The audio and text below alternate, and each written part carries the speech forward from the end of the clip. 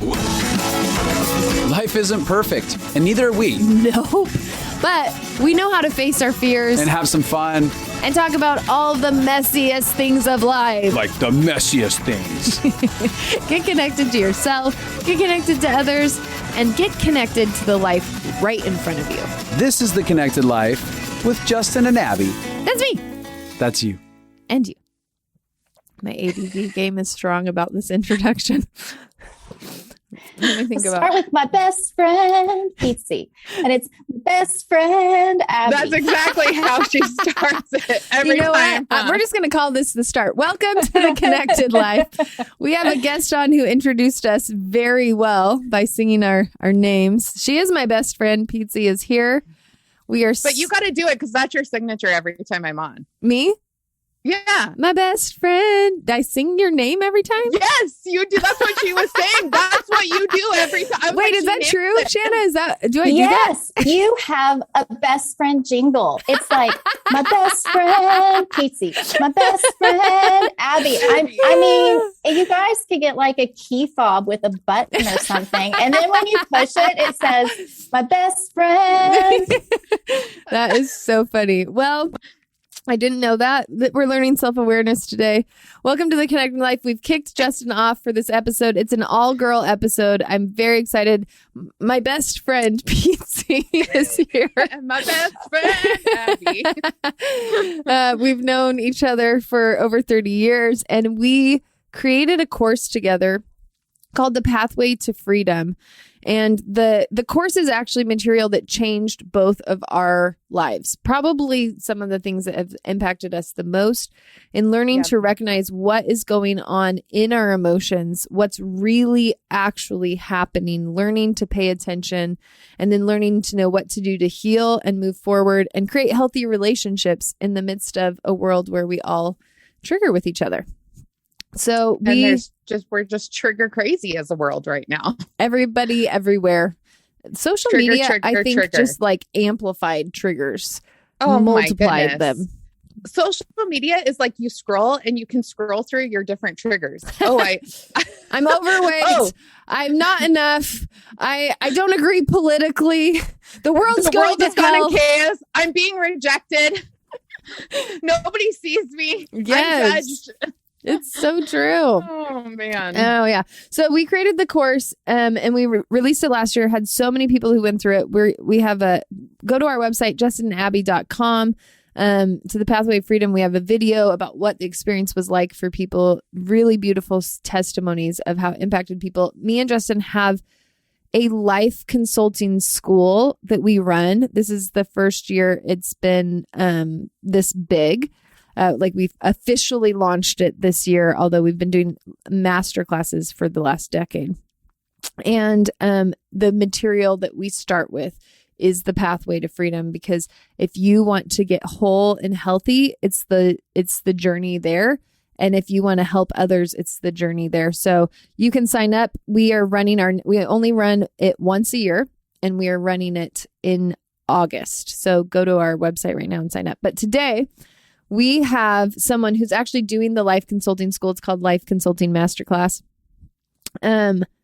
We have Shanna here, which we're very excited about having her on. I think all of you listeners are going to fall in love with her. She is cute and quirky and vulnerable and real and powerful and articulate and loving. And so we are just so excited to have you here, Shanna. Oh, thank you so much, Abby and Pietze. Okay, I have to do my plug-in for Pathway to Freedom. Oh, okay, yeah. So we'll take it. So if you're thinking about taking it, don't think, just sign up. Just sign up, because everyone in life is going to find that bump in the road. And sometimes the little bump can feel like a 20-foot wall. And I know that was my situation going into Pathway to Freedom. I just felt like little obstacles, little bumps felt really big. And so by taking your class, I was able to really understand why it felt big, even though it was small, because you broke it up in such a safe, loving way. It became okay to look at where I might have misunderstood something or where I might not have gotten it right. And so just learning how to digest the bump and then processing through in such a healthy way that now, like a bump in a road, it's not a 20-foot wall. You can just walk around it. Wow. And so that's, part of the emotional health journey is just, learning how to love yourself in this crazy world and learning to love yourself well. And so take Pathway to Freedom because that's what it will give you. Oh, I love that. It really does help you learn to love and accept yourself in the middle of the process, not trying to get to the end. So I love that. Thank you, Shanna. That's right. Yeah, that's so good. That's right. Well, Shanna is here. Shanna, will you tell us just a little bit about yourself? Yeah. So I'm in the life consulting masterclass with Abi and Justin, and I'm taking it with my husband. This is amazing. Yeah, it's amazing. I feel like we're getting to sort of double dip because, I'm learning and then he's learning and then we both get to share what we're learning. Oh. So I explained to some of the other classmates that it's like you're building a highway and you're getting to build 2 lanes at one time. Oh, that's cool. It's just greater access and it's going a lot faster and quicker because we have the support of each other. So, we're really blessed. But my life, I would say something interesting about it is I tend to have big changes every decade. So like when I was 10, 20, 30, 40, wow. And now I'm 43. So you're safe until 50. Yeah, exactly. But I'm just going to declare now that when I'm 50, the big changes are going to be amazing. Yes. But so like just some of the wildest things, some of them exciting, some of them really painful, just things you can't expect. And so for me, one thing that I've really been learning is to stop viewing my life as like a linear straight line where everything has to sort of progress in a certain order or a specific way to get there. Instead, I'm starting to learn to view my life. It's crooked. It's twisted. It's curvy. Yes, girl. Because when I do that, it actually like takes away the certainty of what's next. Yes. And it helps me to learn how to live in more faith and trust. Because then the journey becomes about the process instead of the destination. So yeah, I mean, it's been quite a life so far. And I'll just throw out a couple exciting things about my life. One is how I met my current husband, Dave. Aww. We when I graduated from high school, we both did a discipleship training school with YWAM, youth. How would you With a even mission? say why? Youth with a mission, but it's more like, young women after a marriage or something. No, I'm kidding. But seriously, how many Husband marriages school? have come through YWAM? Yeah, I mean, totally. so many marriages. But anyway, we met at YWAM and we're just so smitten with each other. It was so sweet. We really cared about each other, great friends, but that's not why we were there. We were there for a greater calling and purpose. And, but we really did care about each other. I was 17 going on 18 and he was 19. So we're pretty young. So then at the end of the DTS, he was coming back to Nova Scotia, Canada. DTS, for those of you who don't know, is the end of the cycle for their Yes, discipleship training school. Yeah. Yes. And so he was coming back to Nova Scotia, Canada, and I was going back to Arkansas, which is where I'm from. And so the last night we were there, we just kind of were like, well, if it's meant to be, it will work out. And so we went our separate ways and a lot of stuff happened. And then 12 years later, we found each other again. Shut up. Whoa. Yeah. And on Facebook, I actually was just coming out of a really painful marriage. And Dave had not been married. And so it was just God's perfect timing. And we connected 12 years later, Thanksgiving. And I was in Texas and he was coming back. We had a little mini reunion and he was getting off the plane.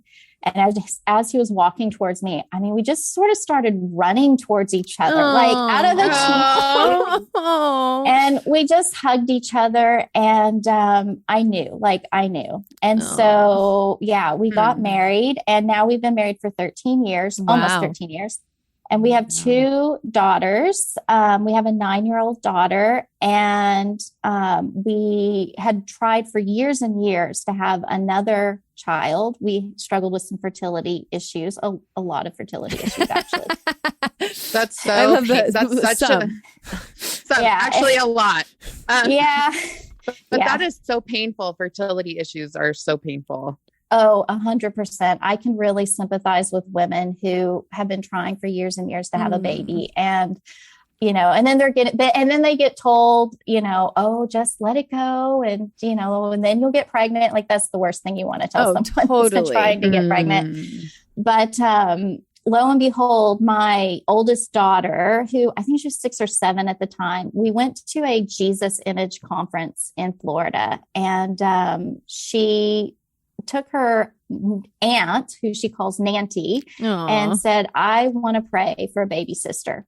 So they got down, I guess, either on their seat or on their knees. How old were you at this point?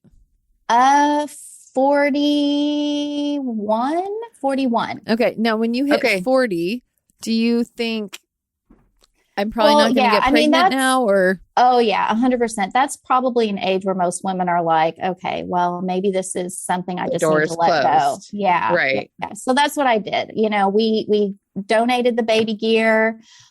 We did the grieving, and I'm a long griever, y'all. I grieve for like 5 years, and my husband's like, "When are you done grieving?" I'm like, I don't know. when my grief is done, okay. When my grief is done.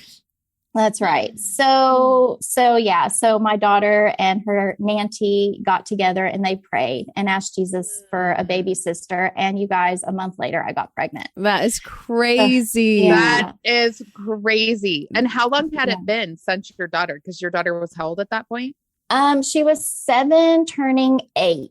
So there's been like trying for like 8 years, 7.5 years. Well, like at least a good 6. Wow. Yeah. Okay. Oh yeah. Because you probably didn't start trying right after she was born. Well, and we had been trying for years before the first daughter. Right. So all in all, 10 years of trying to get pregnant. So you have what are the age is now? At 9 and 18 months. Oh my gosh. How fun. Does your 9-year-old like love having a little, like, does she like halfway baby that baby? Oh, do you think she's the mom too? It's so sweet. Yes, we're constantly telling her you don't have to be her parent. You just get to be her big sister. That's way cooler. Yeah. And she loves it. She's amazing. It's filled a void that was so necessary.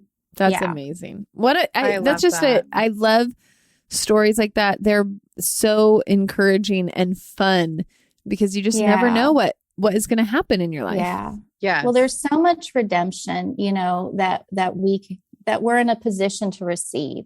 Mm-hmm. Really, we're in a position to receive it.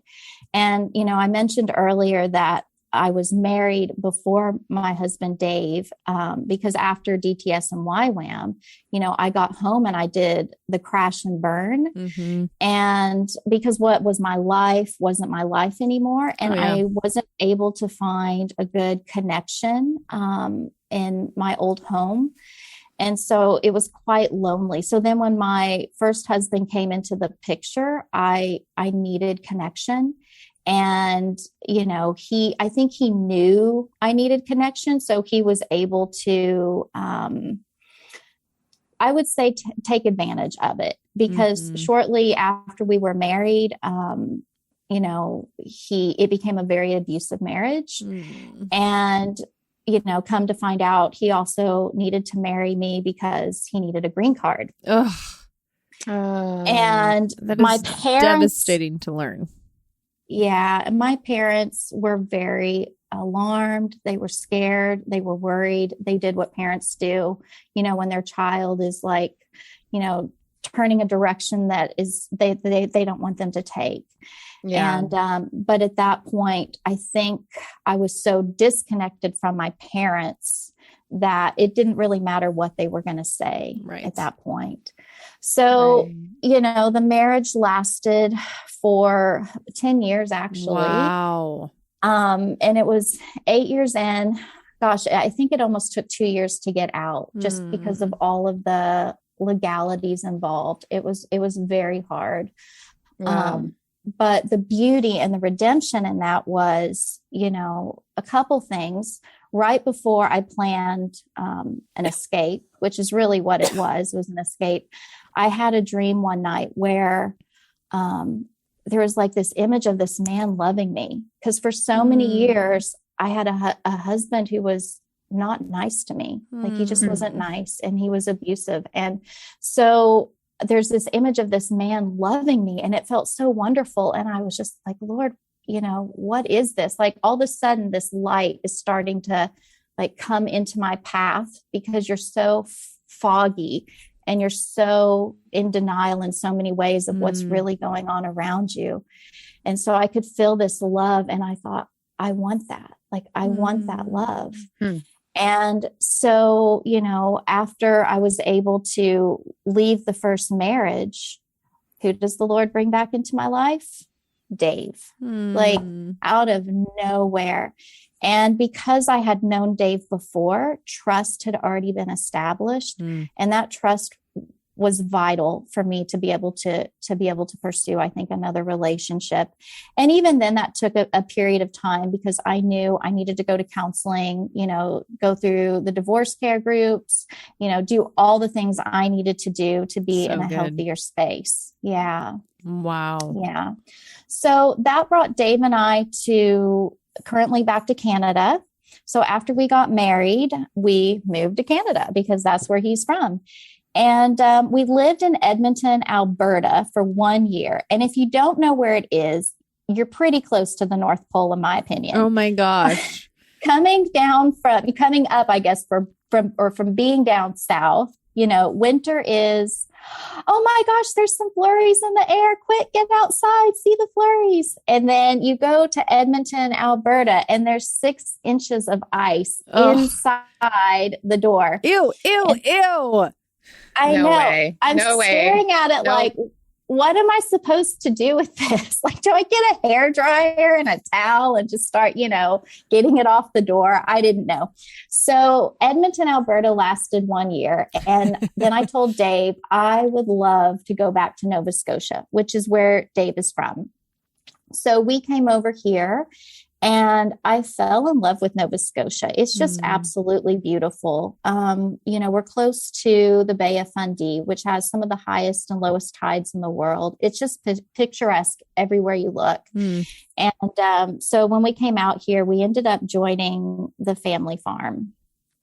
And I love family farms. They're beautiful, but it's really hard. Because it's not business with family is so hard. Business with friends is so hard. One of the things that I remember, the first very wealthy person that me and Justin met when we were married, and we were like, can you just give us some of your like most core foundational advice for our lives? He said, never do business with friends or family. Yeah. He's like, that's the most important. So true. And everybody's like, nah, we're so healthy. We could totally do it. No, you don't understand our situation. And then you're like, oh no, it really, it is complicated. When triggers and family and money and big decisions and power dynamics are all involved, it's almost impossible. It's very, very hard. Yeah. I mean, they say, I think it's farming that has like the lowest succession rate because it's not just hard. a business, it's a lifestyle. And so, we came back to this there's multiple siblings and, just trying to do family, farm, business, all intertwined. I mean, even on the best day, and if you had the best communication ever, I just don't know how it's possible. It was really hard. And so a few years ago, I think there was just so many struggles and there was so much pain in the family farm business that my husband and I, it just didn't work out. And so we had to make a choice a year ago to no longer be on the family farm. And I think because it was, it was such a difficult process, there's been remnants of that still hanging on now that we're having to deal with. Oh, of course. Yeah. That's the problem with doing business with friends or family is when transition happens, it affects also all of your closest relationships. Because you're doing life with, it's similar to like if you have a church pain, because church often is where like all of your friends and your connections your are. Community. And so when you go through anything when it's painful in a place where it's a lot of your world, it's overwhelming. That feels like a normal amount of time to have to process a very deep, deep pain. I mean, you probably got a couple more years to process it. So excited. Yeah. Yay. The 5-year griever over here. Yeah, for sure. You're right on track. Sure. Yeah. Yes, absolutely. Absolutely. So that actually happened right after I turned 40. And at the same time, I got pregnant. Oh my gosh, that is wild. So you have pregnancy hormones while you're trying to process all this? Yeah, I don't know. I think it was just a miracle hormone is what I think, because I don't know how I could have gotten pregnant at that. I mean, I biologically know, but the amount of stress that we were under was pretty crazy. So Girl, it you was need a medal. for sure a miracle. Oh my goodness. Yeah. So that's been happening for the past couple of years. But with that transition, Dave and I have really just said, okay, Lord, we know you brought us together for a very specific reason. I mean, we've had a lot of amazing things happen to us to where we're back together and married. Oh, yeah. And so we're going to get on this ship and we're going to let you blow the sails. We're just going to let you take us where you want us to go. And it hasn't been easy. Like, there is definite risks that you have to take and be willing to do, but just trusting in God, because He's always been faithful. Like, He's never given up on us. He's always shown up, even when it feels like He's really, really late to the party. He comes. And that brought us to the life consulting with Justin and Abby. And that has been a life giver. And it's also given us a place to heal from our past wounds and continue to heal. But what I appreciate is in this process, Justin and Abby made it very clear that before we consult other people, we're going to go through this ourselves. So in a way, it was like, oh shit, we're going to have to go through all this stuff ourselves. But with that, it's been a gift, because it's a safe place to land when you're processing pain and processing all the triggers.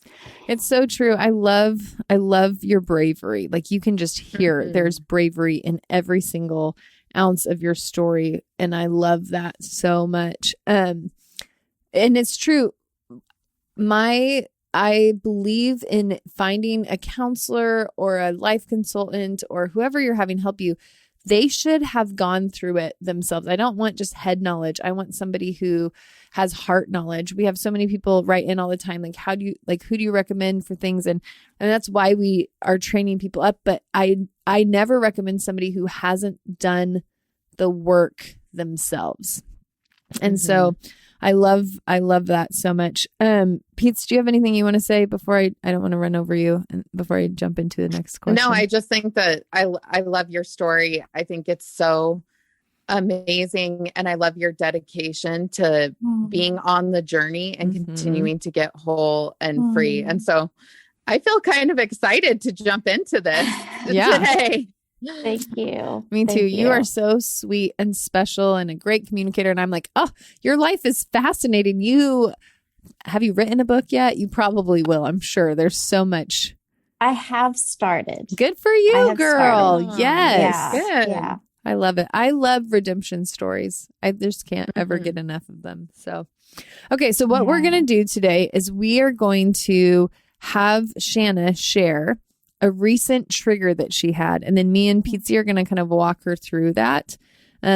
We are in the podcast just kind of showing the beauty of learning these tools that we teach in the Pathway to Freedom and the way it's like a little taste. Yeah, it's a little taste. It's a little Like, taste. come have a little taste. A little tease. A little tease. Little tease. Yeah. Okay. So Shanna, would you share with us just a recent trigger that came up for you? Yeah, absolutely. So Abi is known for mandating all of her students with a trigger log. And so we fill them out daily. Dun, dun, dun. The trigger log. The trigger Everybody log. talks about the trigger log. Everybody does. 100%. And one of the fascinating things about the trigger log is you do start to connect the dots of like your primary triggers and then where they really come from. And so I've been noticing that 3 of my primary triggers have been rejection, abandonment, and I'm just not good enough. I won't ever be enough. And rejection has probably followed me for most of my life since my childhood. And so I'm going to try to get myself vulnerable here. Well, I am vulnerable, but just in that position because, I feel like it's a disease of a lot of women to take on rejection. And so if this can help someone, that'd be great. So I mentioned the whole family farm thing. And I love family. I love family so much. And so when I married my husband, I was so excited to gain a family. And he had siblings that were my age. And I thought, I get to have more friends. And it just excited me. I just fell in love. I fell in love. And so then when things went bad, and no one's a villain here, you guys, like just this stuff that happens. But, when things didn't work out, it tore me up. Like it tore me up. And to this day, I'm still sort of grieving a little bit, I hit the pain pockets. But a few weeks ago, first time in probably 3 years, one of the family members was going to be showing up at my house. And so you haven't seen them for 3 years. Right. Wow. Haven't had a conversation, maybe in a grocery store parking lot, but that was it. Like no acknowledgement. Definitely not a conversation. And so this one of the family members was going to show up, and I just was like trying to logically prepare for this, but then I realized I was in a triggered state, and so I couldn't really logically figure this out. And so when this family member came to the house, I was in the front room, and I just went into this like trauma freeze. I just froze, and I'm just like, what is happening here? Like you felt like you couldn't move or you couldn't speak. What did that feel like? It felt like my heart was pounding, and it felt like I wanted to hide. It felt like I wanted to hide. Yeah. And of course, given my past, it all makes sense why. But, I'm sitting in there, and then I'm like, you're in your house, like you're safe. Like, why won't you come out? Like, what is the fear? Like, what is the fear that's keeping you in this spot, in this like stuck spot? And I'm just like, I think it's because I was rejected. I felt rejected. And for me, feeling rejected means I don't feel safe. Yeah. I think that's a really common feeling for a lot of people. rejection is a really scary feeling. It makes us feel unsafe. It rattles us to feel like I don't belong or I'm not okay. That's a common feeling that's really, really scary for a lot of people. I think a lot of people can identify with that feeling. Oh, yeah. So tell me this, you were in your bedroom. Is that where you were at? Or no, I was just in or... the front of the house. So just in a place where I couldn't be spotted. Cool. And so you stayed there the whole time that the family member was there? Yes. And then they left? Yes. And then when they left, what did you feel? Sadness. Yeah. I felt sadness. Like, wow. Like, yeah. This is a family member, and yes, there was pain, and yes, there was brokenness, but how long does it take to move forward? Like, what is it going to take for me to make that next step? Because that next step feels really hard. Yeah. Yeah. Yep. Yeah. Yep. I think it's so beautiful how much you care about people and how much you want love to win. I think that's really beautiful. And I just want to say, before we go into anything around this, that your heart is worthy of taking as long as it needs. Yeah. Like, you're so worthy of as much time and space as it needs. I'm going to ask you a few questions to kind of get a little bit more understanding. They may not feel like they're relevant at all, but to me, it's just going to help fill in. Can you tell me how old you were? It's probably not going to feel like it is even connected to you, but tell me how old you were when you got married the first time. I was 20. Okay. And how old was the guy that you married? 34, 35. Wow. Okay. And so there's definitely already going into it a power dynamic. Yeah. And so can you tell me, like, abuse wise, I know this is probably really painful to ask you about, but was it physical or emotional, psychological, all of it, none of it? It was emotional, psychological, and sexual. Okay. And so do you remember going into that feeling of freeze around him? Oh, yeah. And tell me, what was that like when you would go into freeze around him? I felt powerless.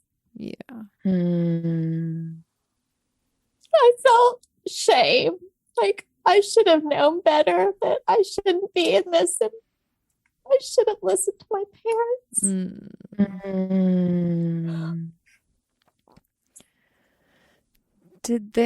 Was there when did disconnection with your parents really start to happen? But was it before you got married? Yeah, I think that actually happened when I was a kid. Okay, so tell us about when that happened. You're doing so good. I'm so proud of you.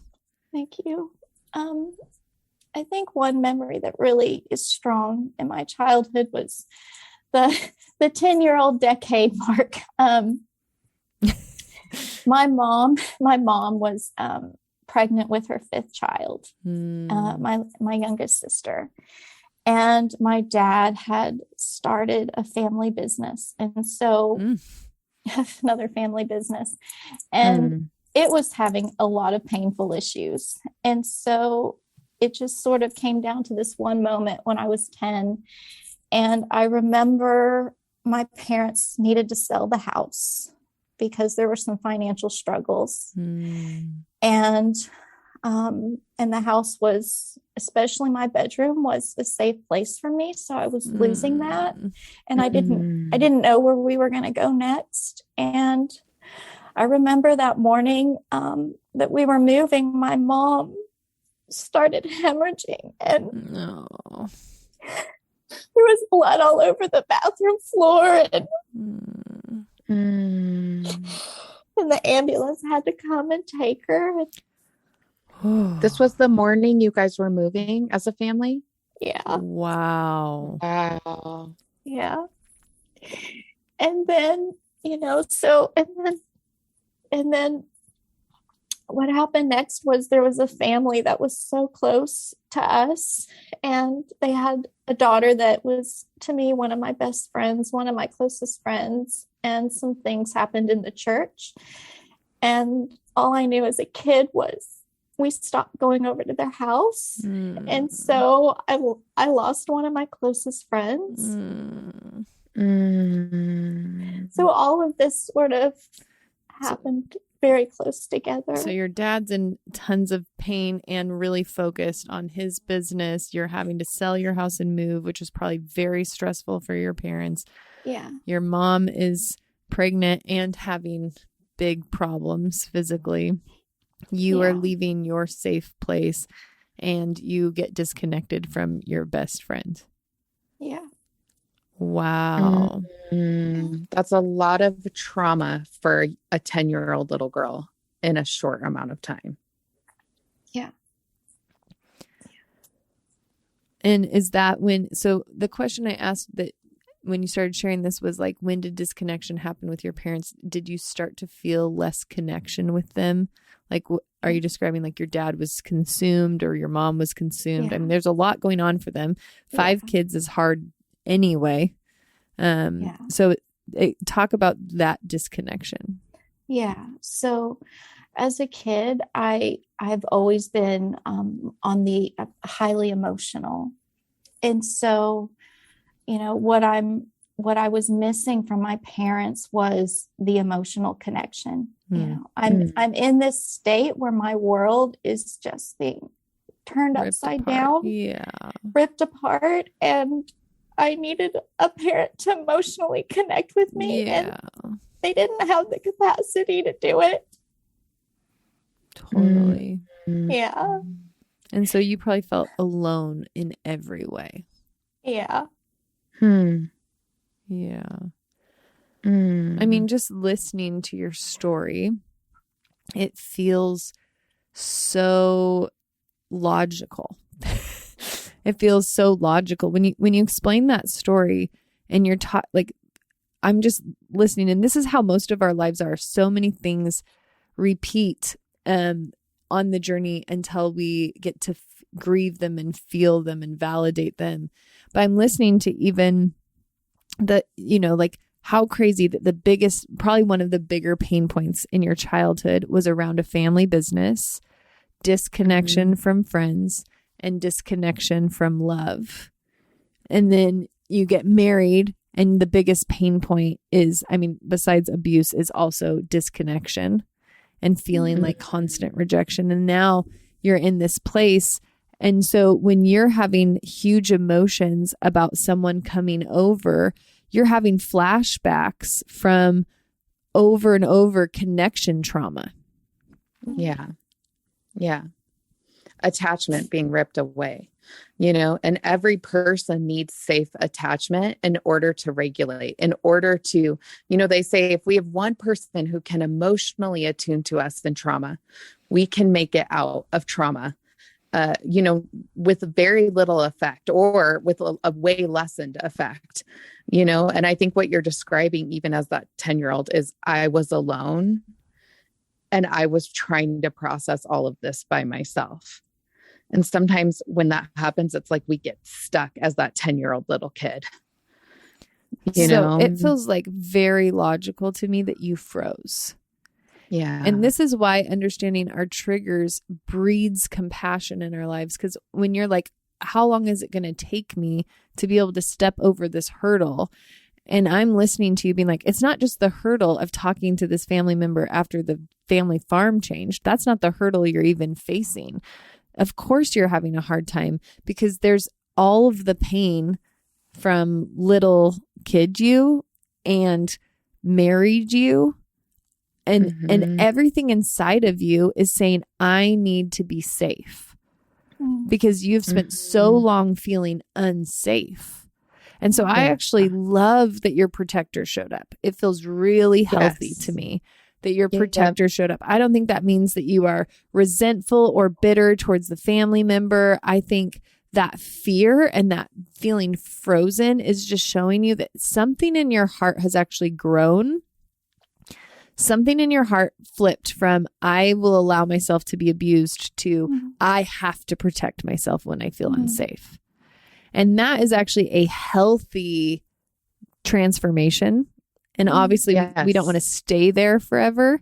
But I see that happen with a lot of women in their late 30s and 40s. They start to have that thing that says, I need to be safe. I can't keep giving over my safety. Yeah. What are you thinking or feeling as we're sharing? I'm feeling a lot of validation, which I appreciate, because it doesn't make me feel like, what the hell is wrong with me?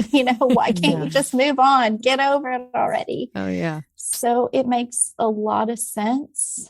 And, it just helps me to love myself more because I know there's nothing wrong with me. Yeah. It's okay. Yeah. Yeah.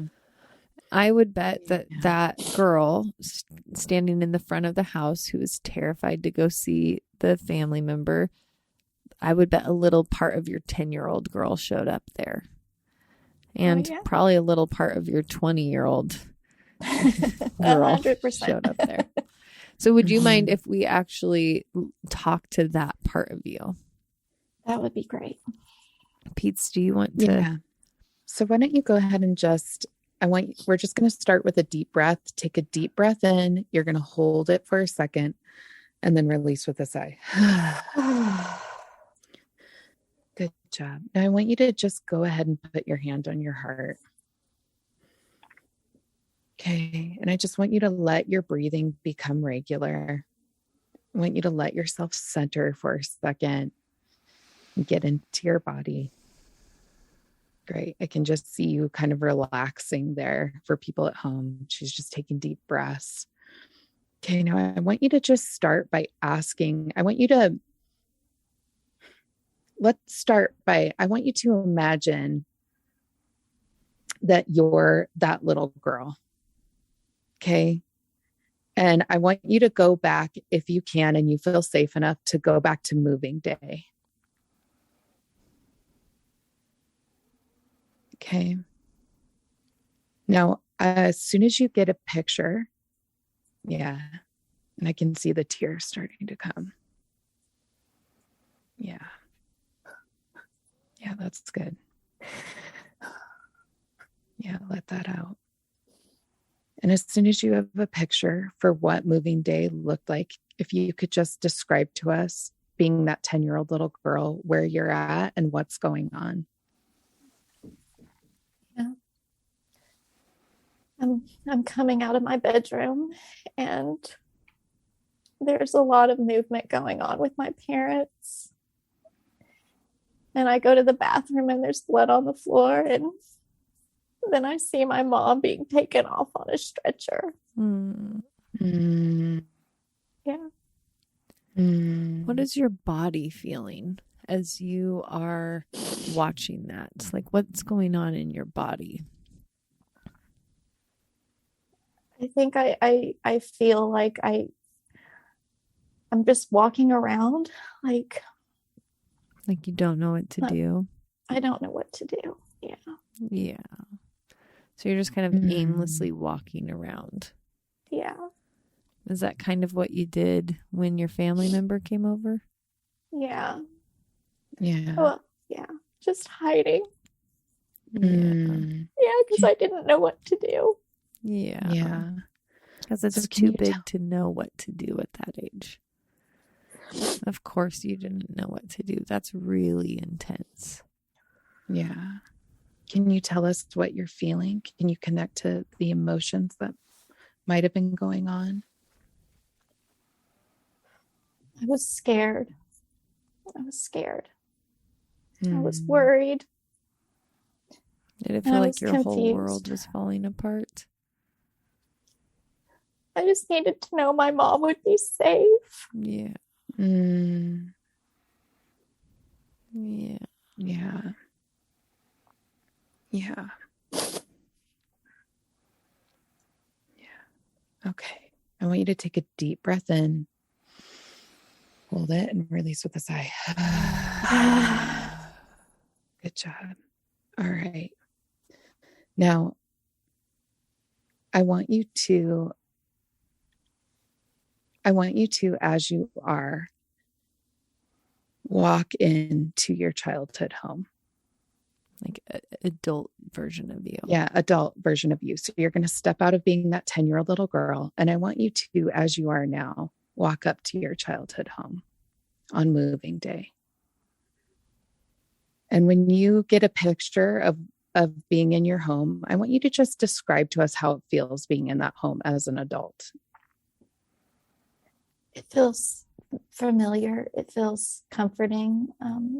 It feels safe. Okay.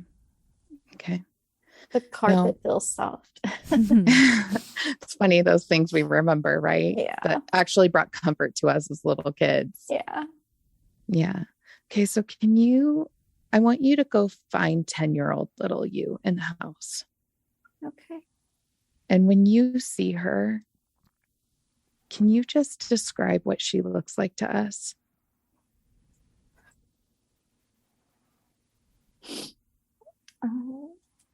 She's a cute little girl. She has round, chubby cheeks.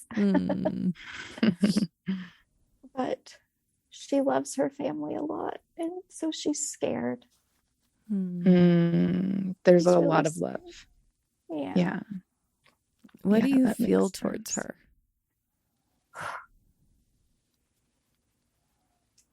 her? I want her to know that she's going to be okay. Yeah, you have so much nurture.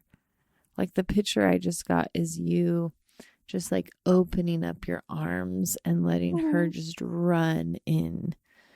And I see her just like burying her head inside your arms because she's just needing someone to see her, and she's needing a mom comforting presence. And you can just let the tears, I can see you connecting to that image. I want you to imagine her just burying herself, like hiding herself in you, adult you. What do you see or feel or think as you see that image? There's just so much love, and it feels safe, and just the care and the emotion, like just feeling like my needs are being met right now. Like I am hugging you. I am just gonna love you. It's gonna be okay. Yeah. Now, I think one interesting thing is you at this age is very similar to the age of your daughter. Yeah. And if you can imagine your daughter being put in that same situation, and imagine, because you kind of know the developmental age of where you were at, how does that help you to connect to what she could have been feeling or thinking in that moment, or how heavy that is to face as an 8 or 9-year-old little girl? Yeah. She needs the hugs. Like she just needs to know that it's okay, that she's scared right now. She needs to know that Mama's going to be okay. And she just needs to be loved and held. Yeah. So I want you to, as adult you, ask her if she wants to go sit in her room and have you just hold her. Because I know her room is her safe place. Or she might say she wants to sit in the living room or another room. I just ask her where she wants to sit so that you can just hold her on your lap. Yeah. She wants to sit on her bed. Yeah, that's what I pictured. Yeah. So I want you to see yourself going back to that bed as adult you and sitting there. And I'm going to speak to you, to that little girl from adult you. And I want you to imagine you just saying that to her Precious little Shanna. I'm actually just going to have you repeat after me too. Okay. Precious little Shanna. Precious little Shanna. I'm so proud of you. I'm so proud of you. This is really hard. This is really hard. This is really big. This is really big. It's really scary. It's really scary. I see how alone you feel. I see how alone you feel. I see how out of control you feel. I see how out of control you feel. And I see how you don't know what to do. And I see how you don't know what to do. And that's okay. And that's okay. I want you to know that you're safe in my arms. And I want you to know that you're safe in my arms. I want you to know that when pain comes up, you don't have to be alone. And I want you to know that when pain comes up, you don't have to be alone. You're safe. You're safe. And I want you to tell her that even though she's losing her room that feels safe, that actually she can be safe with you. Yeah. That love is not going to leave her. Safety is not going to leave her. Yeah. And I want you to know that even though you're losing your room, safety is not going to leave you.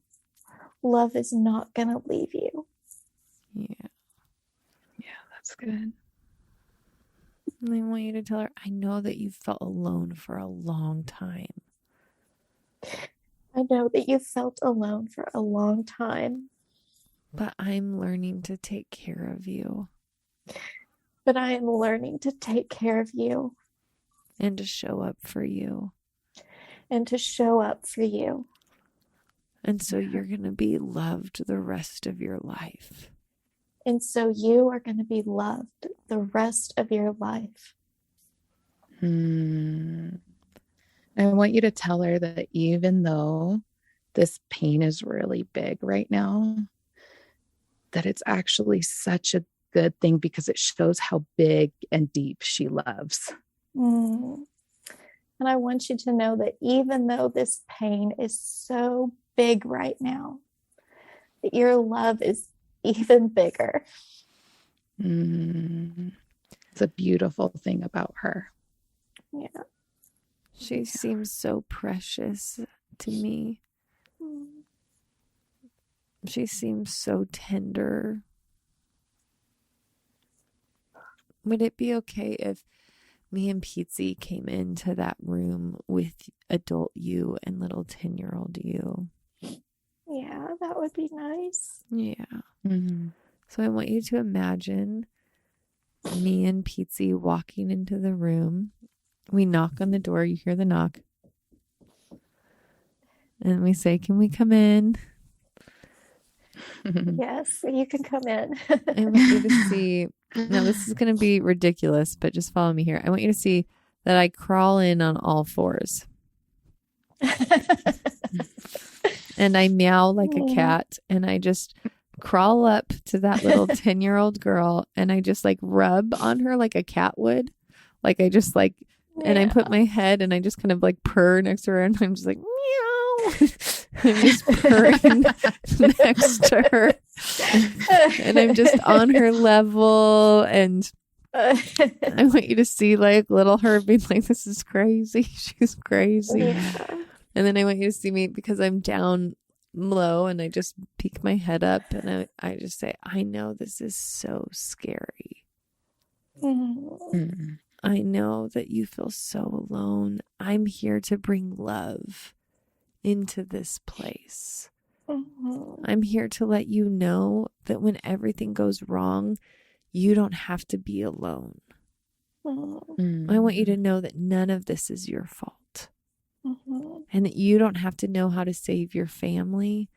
And that you don't have to know what to do from here. That you can just receive and be taken care of. Yeah. I know that being the oldest is really hard. Especially when there's fear and chaos. But I want you to know you don't have to be alone. Yeah. And it's not your responsibility to keep everyone safe.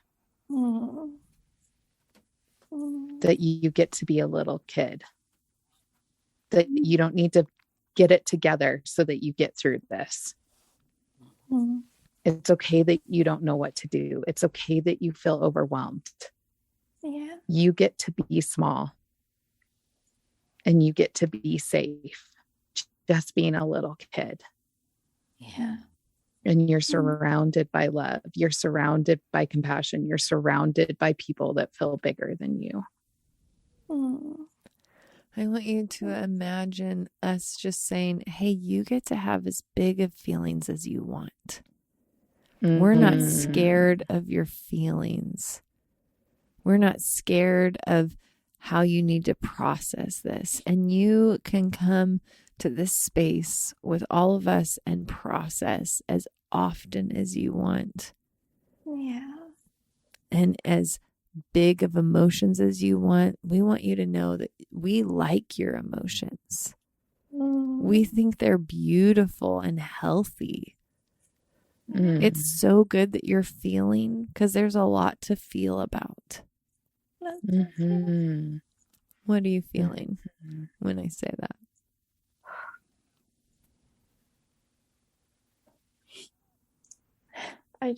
I feel so loved, and I feel like you get it. Yeah. I think coming in like a cat was awesome. Yeah. It that just made my day, seeing Abi as a cat. It felt so nice because you did something that was on a level that I could connect to. Yeah. And I just really appreciate it. Yeah. I can connect to Abi as a cat. Yeah. I stole one from my mom's parenting book on that one. She did that to me. And so now there's one more thing I want to do before we leave this moment, because I think what you're missing is some of the masculine power and authority. When things feel chaotic, we often need a man that feels like things are going to be okay. In control and steady and safe.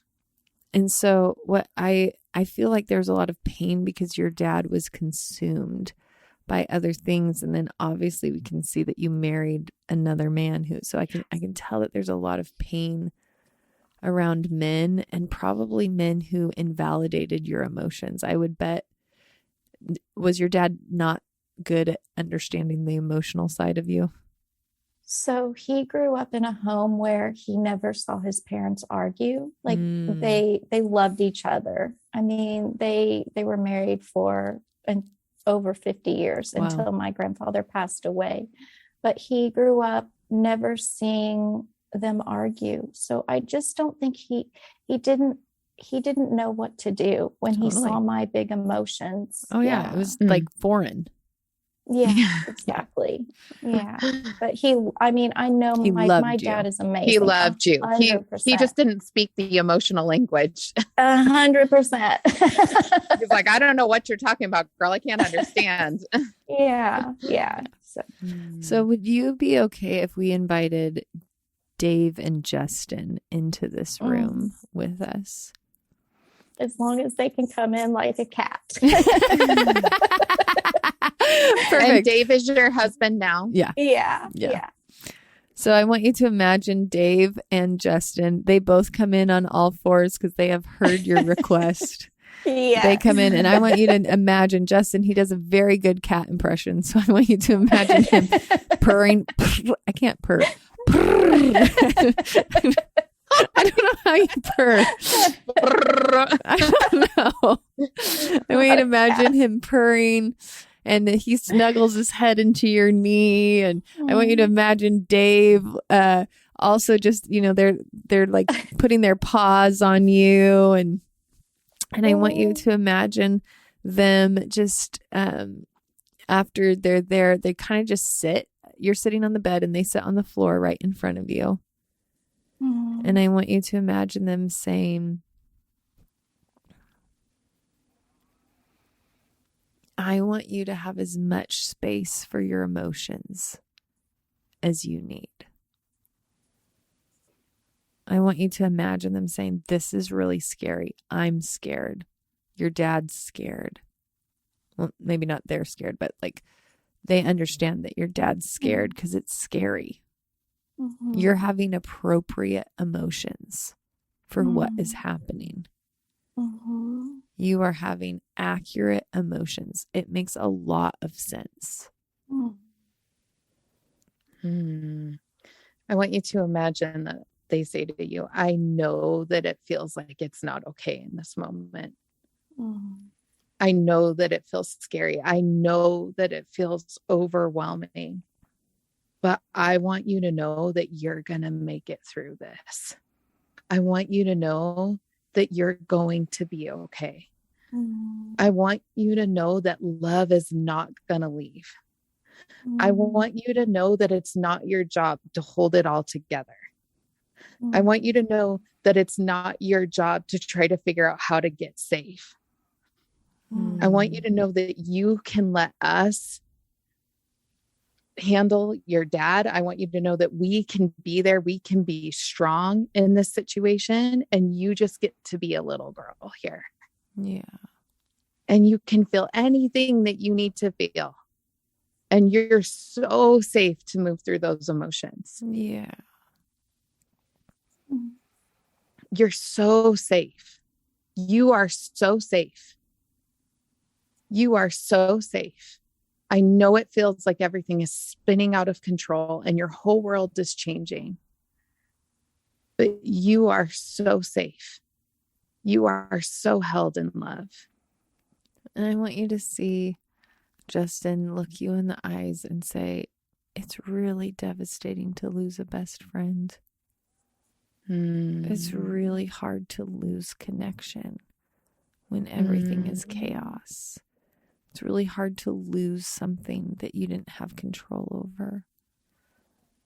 And I'm really sorry. I want you to visualize now you in the house where you just were at as a 42-year-old, and your family member is there. And I want you to imagine you as you are now walking in to see that 42-year-old woman. And I want you to walk right up to her. And I want you to just grab her and pull her in close. And I want you to just bear hug her, where she can just let down all of, like, she's like so stuck and freeze, and she's just, now she can let down, and she can just like breathe, and she can cry, and she can melt down. And I want you to just tell her, like, I see you. I see that why this is so big. It makes so much sense. I see that why this is so hard. You're really, really sad because you love this family. You're really, really sad because you don't know how to fix things. That's right. Yeah. Yeah.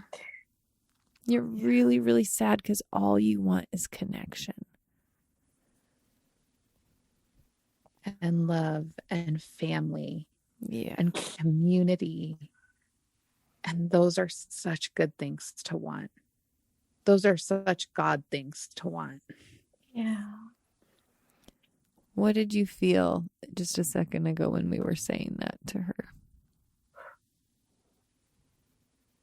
I felt connection. I felt heard and seen and understood, and that it makes sense. And there was just so much love and compassion for her. Yeah. It felt very warm. Yeah. And you see what a different feeling it feels to go from judging her for not getting over it to compassion and understanding for why she's in it. I feel like shame was at the beginning and then it wasn't at the end. Yeah. Like there was no shame Yeah. when she got to come back and hug her 43-year-old self. Yeah. Yeah. So I want you to just imagine us saying, like, I want you to see me and Pietze walk in. Would it be okay if me and Pietze walk into this room? Yes. And I want you to see us, and we actually just circle hug you who's hugging you.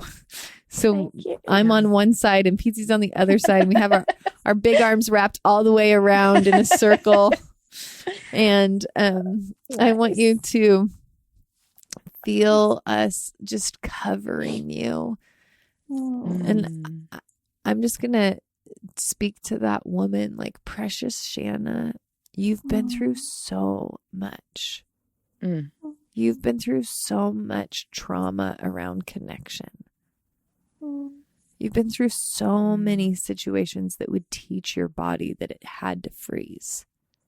And I know that your life has a story of redemption on it. And I know that redemption is where you're headed. So you can take all the time you need to feel and to be stuck and to not be ready yet. You get to be powerful. You don't have to run over yourself. You don't have to blame yourself. Precious woman. I also was just thinking, I don't know that it's that you grieve for 5 years at a time. I think it's that you've had so much to grieve that things connect. And so if we just talked about this one moment, you could feel like, why is it taking me months to process this one moment? But if you see that moment is connected to 5,000 moments in your marriage of feeling disconnection and alone, and then deep trauma in your childhood of feeling disconnection and alone, then it makes more sense why grief takes longer. Yeah. So I want you to imagine us just saying, you get to be powerful in this space. And I want you to tell us, what does your body want to do in that room? Like, if you could do anything you wanted without consequences, while the family member was in your house, if you could do anything you wanted, you could build a fortress around yourself. You could run and hide. You could yell at the top of your lungs. You could, like, if you could build anything, what or do anything, what would you want to do? Well, honestly, right now in this moment, I'm feeling so like good. I actually just want to jump up and down right now. Okay, like I'm good. Just like, yes, I'm not going to be stuck. Oh, I'm not going to be stuck. Yeah. Yeah. Yeah. Oh, that's so beautiful. That's amazing. Can you just look at your former self that froze in that room as you're hugging her? Yeah. And your previous thoughts were judgment towards her, but what do you want to say to her now? I want to say, Shanna, I love you. And I'm so proud of you. And I am so proud of your heart, because your heart does want connection. Your heart does love family. Yeah. I'm just so proud of you. You just keep doing what you're doing. Because you're going to get to where you need to be. Yeah. And now I want you to say one more thing to her. Would you also say, you are worthy of all the time that you need? Shanna, you are worthy of all the time you need. And all of the comfort you need. And all the comfort you need. And all of the love you need. And all the love you need. And this is a process. This is a process. And we're not going to run through the process. And we're not going to run through the process. You can take as much time as you need. You can take as much time as you need. And love is going to be so present in the process. And love is going to be so present in the process. You are safe in your process. You are safe in your process. Take a deep breath. Hold it and release with a sigh. Okay, now tell us about what you're feeling. I feel peace. I feel so much better. I feel lighter. And it just feels really good. Feels really good. I love that. Good. Well, I want you to just take as long as you want in that feeling. When you're ready, you can open your eyes. You can connect. You just did such a good job. I feel so proud of you. Oh, thank you guys. And I love it because this story is such a good example of how we can be so hard on ourselves or without, and I didn't see you doing this, but I'm just saying, if you didn't have the emotional intelligence that you did, you could have thought, I'm resentful, or I'm bitter, or I can't choose family, or I don't value people, or like you can make up a lot of judgments about why something happens. And oftentimes this happens to us. Most people, when they trigger, they then judge themselves really harshly around that. And you didn't come in with harsh judgment like that, but even just that shame of why can't I? The ability to actually see ourselves and see our whole stories and see how our brain is connecting events and how our brain is bringing up old things. And one of the things me and Pietze say in the Pathway to Freedom is this thing that just happened is bringing up this old pain so that there is an invitation to go back and get love to that spot. And you did so good at inviting love in.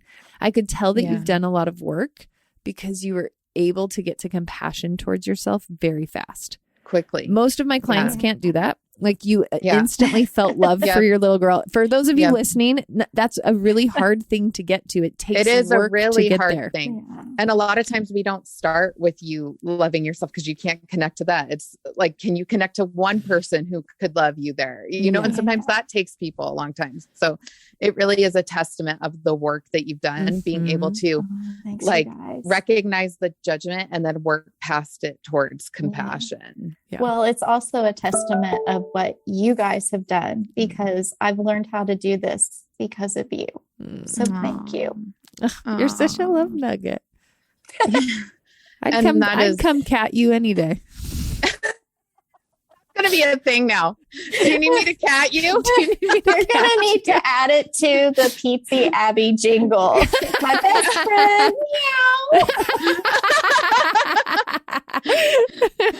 And my best oh my gosh. Oh my gosh. That's but the best. do. And I love what Abi was saying there, because one of the differences that the way that Abi and I see things is that triggers are not here to harm us. Yeah. They're actually here to help us, and that they can be opportunities towards our greatest healing, that they can be, you know, that they're showing up for all different reasons and for and different ways that you can learn and you can work into. And I just think that this story is so beautiful because so many people can relate, especially with family pain or church pain, or if you've had a friend group leave you, you know, how unbelievably painful that is. And a lot of times we turn on ourselves. Like, when love leaves, it's like, what did I do wrong that everybody rejected me? Well, there could have been some things, but also a lot of times we have to connect to compassion for ourselves in that, you know? So I think that thank you so much for opening up this deep wound. I think so many people are going to be able to relate and just connect to love. And you're just so endearing. Like, it's very easy for me to want to jump in that room and want to just I was like, I just want to hold little 10-year-old girl and rock her on my lap for like 5 hours. That's Thank you. She's so cute. And take her out to Dairy Queen. That's also what my mom would have done. Feed you. It's not a healthy skill my mom taught me. When people feel pain, give them give them treats. That's what my mom You does. know, it's good. Sometimes we just need that pleasure, but all the time, not so great. Not so great. That was her MO. Hey girls, let's go get a hot fudge sundae and a hamburger. We're like, awesome. Nice. Well, thank you so much for being on our show. Again, if you're My listening, we are doing signups for Life Consulting Masterclass, the school. It's a 20-hour per week. It's like full on. It's full on. There's lots of homework and activations and things that you do. We do that once a year, and that is starting in September, but the application process is long, so that is due by August. Pathway to Freedom is starting in August. You can email us any questions you have, lfa@stumbalconsulting.com. You can go to our website, justinabby.com, to look for the Pathway to Freedom information. All the information about the course is on there. Me and Pietze will be leading live healing sessions like this throughout the course and doing Q&A answers interactive if you join the immersion program. So thank you guys so much for listening. Share with somebody. I love sharing live healing moments with people because it gives you language and connection. And I feel like when you listen to a live healing moment, it opens your own heart up to the love. Like people who are listening can actually open their own heart up and put themselves in that exact spot and allow that love to connect to them too. So thank you for being so brave, so vulnerable. Your story is inspiring. I cannot wait for you to write a book. Yeah. And I texted my husband, just so you know, in the middle of this session, I texted my husband, she's magical. I said, she's so magical. This is great. He goes, I know. Aww. He goes, I know she is. She's amazing. So thank you so much. Yeah. Love you guys. All right. And then bye. Bye. Pietze and Abby. My best friend. Meow, meow, meow.